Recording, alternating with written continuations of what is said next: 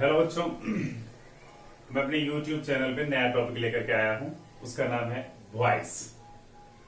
Basically इस चीज को आज हम लोग पढ़ेंगे और समझने की कोशिश करेंगे।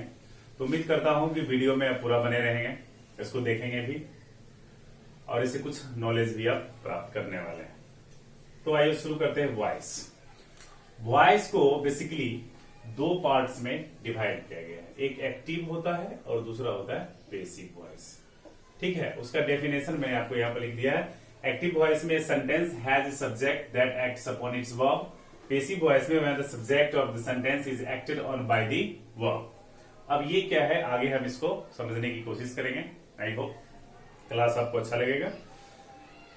तो वॉइस के दो पार्ट्स में हमने बांटा हुआ है। एक क्या है एक्टिव वॉइस और दूसरा होता है पेसिव वॉइस।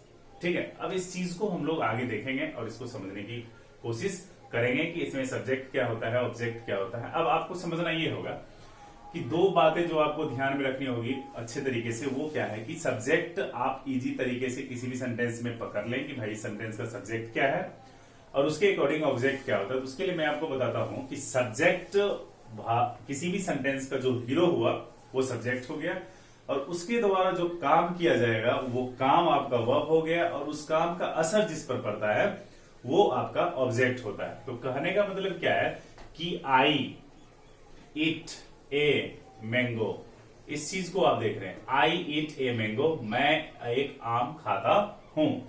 इसमें यह एक सेंटेंस है। इस सेंटेंस में काम किसके द्वारा हो रहा है, आई के द्वारा, इसलिए आई सब्जेक्ट हो गया। मतलब इस सेंटेंस में कुछ काम किया जा रहा है बच्चों और वो काम करने वाला आदमी कौन है, आई है। तो आई आपका सब्जेक्ट हो गया। अब जो काम होगा वो कौन सा काम हो रहा है, तो वो खाने का काम हो रहा है, इसलिए ईट क्या हो गया, वर्ब हो गया। अब जो सब्जेक्ट जो काम करेगा उस काम का असर जिस पे पड़ने वाला है वो आपका ऑब्जेक्ट होता है।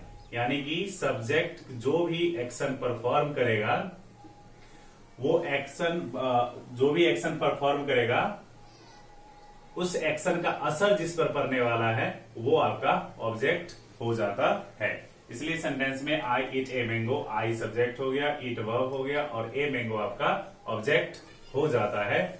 तो इसी चीज को हम देखेंगे कि हमारा जो एक्टिव वॉइस होता है ना बच्चों, एक्टिव वॉइस में जो इंपोर्टेंस होता है वो आपका सब्जेक्ट इज इंपोर्टेंट। इसमें एक्टिव वॉइस में सब्जेक्ट इंपोर्टेंट होता है और पेसिव वॉइस में आपका जो इंपोर्टेंट होता है वो ऑब्जेक्ट इंपोर्टेंट होता है। Object is important. ये दो बात आप हमेशा ध्यान रखेंगे कि एक्टिव वॉइस में कौन इंपोर्टेंट होता है और पेसिव वॉइस में कौन इंपोर्टेंट होता है, तब जाकर के आपका कॉन्सेप्ट आगे क्लियर होने वाला है। एक दो एग्जांपल और हम देख लेते हैं कि my father reads a newspaper, मेरे पिताजी एक अखबार पढ़ते हैं। इसमें सब्जेक्ट काम कौन कर रहा है, माय फादर, इसलिए माय फादर बच्चों सब्जेक्ट हो गया। रीड्स मतलब पढ़ना, काम कुछ हो रहा है पढ़ने का, इसलिए रीड्स वर्ब हो गया। और न्यूज़पेपर जो हो गया, इसका सब्जेक्ट के द्वारा जो भी काम हो रहा है इस काम का असर किस पे आ रहा है, न्यूज़पेपर पे आ रहा है, इसलिए न्यूज़पेपर आपका ऑब्जेक्ट हो गया। तो यहां से मेरे ख्याल से किसी भी सेंटेंस में जो सब्जेक्ट होता है वो उसका मेन होता है और सेंटेंस में परफॉर्म करने का जो काम होता है वो आपका वर्ब हो गया। सब्जेक्ट जो भी काम करेगा वो काम वर्ब हो गया और उस काम का असर जिस पर पड़ने वाला है वो असर आपका ऑब्जेक्ट होता है। तो आप यहां से याद रखेंगे इस चीज को। अब बेसिक फंडा क्या है कि एक्टिव वॉइस और पेसिव वॉइस को हमको इसमें बदलना है। How to change active voice into passive voice. Active को हम पेसिव वॉइस में बदलेंगे कैसे, इसके लिए आप देखिएगा कि हम टेंस का थोड़ा सा बताना चाहेंगे आपको कि सिंपल प्रेजेंट टेंस का जो है हम उसको उठाते हैं कि सिंपल प्रेजेंट टेंस का एक वाक्य हम लेते हैं जिसका जो स्ट्रक्चर हो गया subject plus V1 V5 plus object, ये इसका मेन चीज हो गया। ठीक है, सिंपल प्रेजेंट टेंस का जो स्ट्रक्चर होता है वो subject plus V1 oblique V5 plus object होता है, जिसमें V1 क्या है ये आपको समझना पड़ेगा बच्चों। तो root form of the verb, root form of the verb, या इसको आप मेन वर्ब भी कहिए, ये भी सही रहेगा, या इसको आप basic form of the verb कहिए, ये भी ठीक रहेगा, बेसिक फॉर्म ऑफ वर्ब, ये भी सही है, जो भी आपको कहना है। तो V1 आपका root form of the verb हो गया, जो आपका मेन वर्ब होता है ना बच्चों, वो आपका V1 होता है, मतलब वर्ब का पहला रूप। वर्ब के 5 रूप, V1, V2, V3, V4 और V5, जिसमें V1 आपका root form of the verb हो गया, V3 में ed और en का यूज होता है, V4 में ing का यूज होता है, और V5 में आप सिंपली s या es का यूज करते हैं वर्ब के साथ, उसको according to the subject adjust करने के लिए, सेंटेंस को सुंदर और सही बनाने के लिए।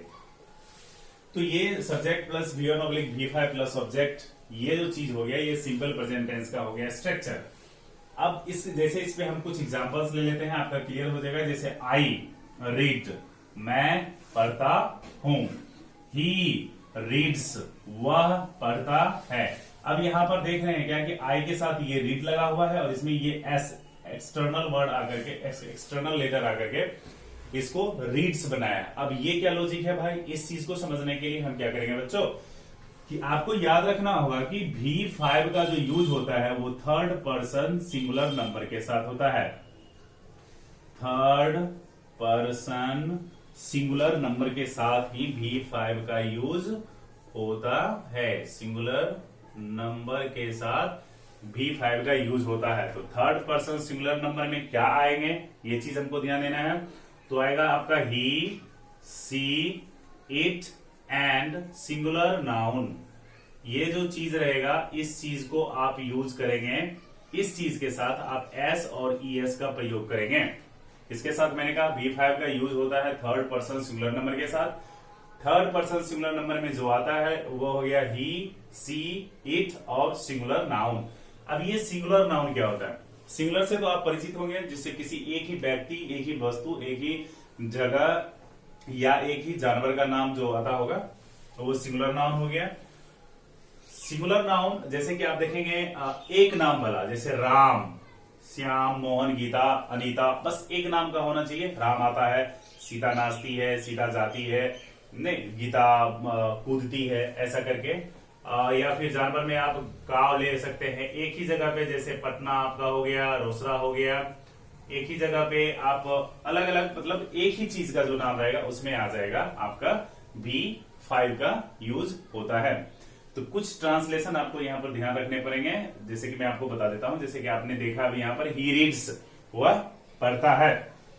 अब एक होता है कि my brother it's, my brother it's. अब बच्चों यहां पर क्या है कि जैसे माय ब्रदर, मेरा भाई, अभी मैंने आपको बताया था कि थर्ड पर्सन सिंगुलर नंबर में ही, सी, इट और सिंगुलर नाउन। तो आप ही, सी, इट में देखेंगे कि ही, सी, इट में इसका यूज तो होने, ये आया नहीं है उसके अंदर, तो फिर सर ने यहाँ पे एस क्यों लगाया, तो मैंने लगाया हुआ है कि सिंगुलर नाउन। तो माय ब्रदर, मेरा भाई, my father, my uncle, my mother, my sister, जो भी हो जहां पर, या फिर your brother, your father, your mother, your uncle, your sister, your friend, जिससे एक ही चीज का जो बोध होगा वो आपको थर्ड पर्सन सिंगुलर नंबर में आएगा बच्चों। उसके साथ आप एस या es का प्रयोग निश्चित रूप से करेंगे। लेकिन इसी तरीके से अगर यहां पर आता आपका माय ब्रदर्स, तब आप इट लगाएंगे। क्यों लगाएंगे, क्योंकि यहां पर ये जो ब्रदर्स आ गया है ये सिंगुलर नाउन को नहीं बता रहा है, ये बता रहा है प्लूरल नाउन को, इसलिए ये जो चीज है आपको इसमें कन्वर्ट करना पड़ जाएगा। ओके, आगे है बच्चों कि अभी मैंने आपको समझा दिया है कि V5 का यूज हमको कहां करना है, V1 का कहां पर यूज करना है, वो चीज आप अभी देख रहे थे। अब आइए हम शुरू करते हैं इसका जो मेन स्ट्रक्चर है उस चीज को। उसमें क्या है कि सिंपल प्रेजेंट टेंस की अगर हम बात करेंगे, हम लोग स्टेप बाय स्टेप सीखेंगे, क्लास आपका बेसिक रहेगा, ठीक है।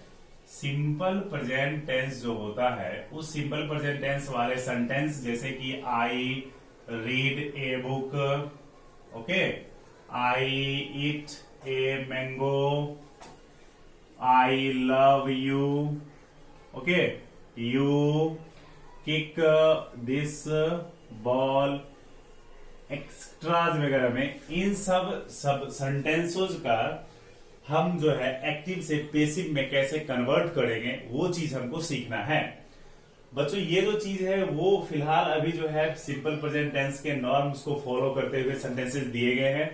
इस तरह के सेंटेंस अगर आपको सामने में मिलते हैं, then how can you change this sentence into passive voice, these are the active voice now.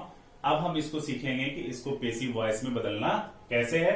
उसके लिए क्या करना होता है कि सिंपल जो हमारा फंडा है सिंपल प्रेजेंट टेंस का, वो जो बेसिक स्ट्रक्चर है subject plus V1 oblique V5 plus object, ये चीज मैंने आपको अभी बताया हुआ है। ये आपका हो गया बच्चों एक्टिव का। अब हम इसको पेसिव में बदलने के लिए हम क्या करेंगे, उस चीज को हमको क्या करना है, सीखना है। पेसिव में जब हम बदलेंगे ना, तो सबसे पहले जो सबसे लास्ट में जो हमारा ऑब्जेक्ट है वो ऑब्जेक्ट पहले आ जाएगा, ऑब्जेक्ट प्लस इसके साथ एक्सटर्नल वर्ब्स आएंगे इज, आर, एम प्लस। अब देखिए ऑब्जेक्ट है, ऑब्जेक्ट के साथ आपका इज, आर, एम आ रहा है और हमारा जो वर्ब है वो V3 के फॉर्म में आ जाएगा plus external by plus subject. ये हमारा क्या हो गया बच्चों, ये हो गया हमारा पेसिव वॉइस बनाने के लिए फॉर्मूला। एक्टिव वॉइस इस टर्म पे रहेगा और जब हम इस टर्म को पेसिव वॉइस में बदलेंगे तो हमारा ये फॉर्मूला आ जाता है। तो आप क्या देख रहे हैं कि जो सब्जेक्ट पहले है एक्टिव में वो आ गया है पेसिव वॉइस में लास्ट में, मतलब जो हमारा पहला वाला सब्जेक्ट है उसको हम लास्ट में पुट करेंगे और जो एक्टिव में लास्ट में ऑब्जेक्ट है वो आ गया है पेसिव वॉइस में सबसे पहले। इससे पहले मैंने आपको बताया हुआ है कि एक्टिव वॉइस में प्रधानता होती है सब्जेक्ट की। Subject is important in active voice and passive voice object is important. इसलिए आप देख रहे हैं कि जो स्थान रिप्लेस हो गया है, ऑब्जेक्ट इधर आ गया और सब्जेक्ट उधर चला गया। साथ में अकॉर्डिंग टू द सब्जेक्ट आप हेल्पिंग वर्ब का इस्तेमाल करेंगे, is, are, am plus V3 form आपको याद रखना होगा। ये इसका कोई शॉर्टकट फॉर्मूला नहीं है, आप इसको याद रखेंगे। प्लस एक्सटर्नल बाय आप लगाएंगे और उसके बाद हम सब्जेक्ट का यूज करेंगे। तो आइए हम इसका कुछ एग्जाम्पल लेते हैं ताकि आपका डाउट्स क्लियर हो जाए। जैसे कि I eat a mango, I eat a mango. मैंने बताया था बच्चों आई क्या हो गया, सब्जेक्ट हो गया। किसी भी सेंटेंस का जो हीरो होता है, मतलब हीरो कहने का मतलब ये हो गया कि जो सेंटेंस में जो काम होते हैं, आप इसको देखो आई इट ए मैंगो, इस सेंटेंस में कौन सा काम हो रहा है, ईट, खाने का काम हो रहा है। अब कौन खा रहा है, इस काम को कर कौन रहा है, तो आई कर रहा है, जो करेगा वो सब्जेक्ट होगा। अब इसका असर किस पे जा रहा है, भाई आम पे जा रहा है, उसका साइज गड़बड़ा रहा है, खा गया आम, खत्म हो गया, तो ये आपका ऑब्जेक्ट हो गया और जो काम होगा ना वो वर्ब होता है। अब आप देखिए इस टर्म पे है सब्जेक्ट आई है, तो आई के साथ V1 का इस्तेमाल होगा, मैंने अभी बताया होगा आपका, तो V1 हो गया और ये ऑब्जेक्ट हो गया। अब ये एक्टिव में है, अभी क्या है बच्चों, ये एक्टिव में है। अब हम इसको बनाना है, हमें पेसिव बनाना है, तो पेसिव में हम ये फॉर्मूला को अप्लाई करेंगे। ऑब्जेक्ट हमारा क्या है इसमें, ए मैंगो, तो हमने यहां पर सिंपली लिख दिया ए मैंगो। अब ए मैंगो हमने लिख दिया है, अब ऑब्जेक्ट का काम खत्म है। अब अकॉर्डिंग टू ए मैंगो इसमें से हम हेल्पिंग वर्ब चुनेंगे कि ए मैंगो के साथ इज लगेगा या ए मैंगो के साथ आर लगेगा या ए मैंगो के साथ एम लगने वाला है। तो मेरे ख्याल से सब लोगों को पता है कि ए मैंगो सिंगुलर ऑब्जेक्ट है ये, इसलिए इसके साथ हमेशा इज का ही प्रयोग होगा, ए मैंगो इज। अब आपने यहां तक कर लिया है। अब V3, भी देखिए आपका क्या है, इट, तो इट का V3 इट एट इटेन, तो आप सिंपली यहां पर डालेंगे इटेन। V3 मैंने आपको बच्चों बताया हुआ है, इसका कोई शॉर्टकट फॉर्मूला नहीं है, आप इसको रिमेंबर करेंगे। उसके बाद V3 के बाद एक एक्सटर्नल वर्ड है बाय, आप उसको यहां पर बाय लगाएंगे। बाय लगाने के बाद आप सब्जेक्ट देखिए क्या है, तो सब्जेक्ट आपका है आई, तो आई का आई नहीं लिखना है, यहां पर कुछ चेंजेस होते हैं जो मैं आपको लिख देता हूं। आई का होता है मी, यू का होता है यू, ही का हो गया आपका हिम, सी का हो गया हर, ओके, दे का हो गया देम, ओके, वी का हो गया अस, ओके। ये चीज आपको ध्यान में रखना है। जैसे आप देखिए आई है, तो आई के अकॉर्डिंग में क्या लगना है, मी लगना है, किसके बाद, बाय के बाद, तो बाय मी। क्लियर हो गया, तो ये हो गया a mango is eaten by me. आप एक्टिव में देखेंगे सब्जेक्ट की प्रधानता है, और जब आप पेसिव में देखेंगे तो इसमें ऑब्जेक्ट जो पहले था अब वो सब्जेक्ट के रोल में आ गया है। ओके, एक और एग्जांपल हम लोग लेते हैं, आई लव यू।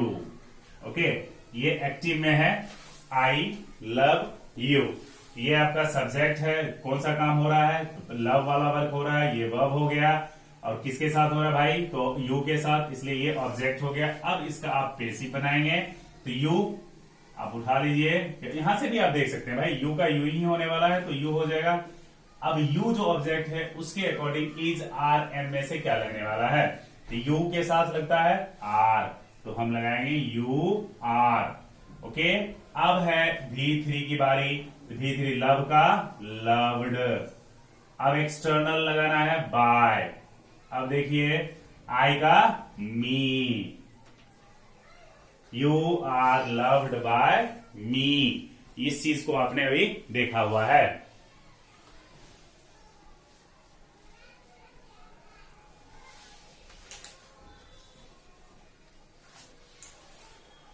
एक और लेते हैं एक्टिव में, ही टीच,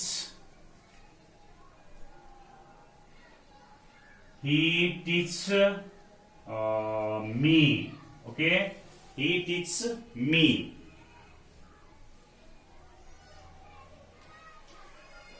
ही टीच, सॉरी, ही टीच मी, ये सब्जेक्ट हो गया, ये हो गया आपका वर्ब, और ये हो गया ऑब्जेक्ट। ऑब्जेक्ट को आप पहले ले आइए, मी का आप यहां से देख सकते हैं मैंने लिखा हुआ है, मी का आई, आई के साथ क्या लगने वाला है बच्चों, आई एम। टीच का V3 क्या होगा, मैंने आपको बताया हुआ है कि इसका कोई शॉर्टकट फॉर्मूला नहीं होता है, आपको याद करना पड़ेगा, आई एम टाउट, बाय लगेगा अकॉर्डिंग टू दिस फॉर्मूला, और सब्जेक्ट क्या है आपका, ही है, तो ही का क्या होने वाला है, हिम। तो आप यहां पर देख सकते हैं कि I am taut by him.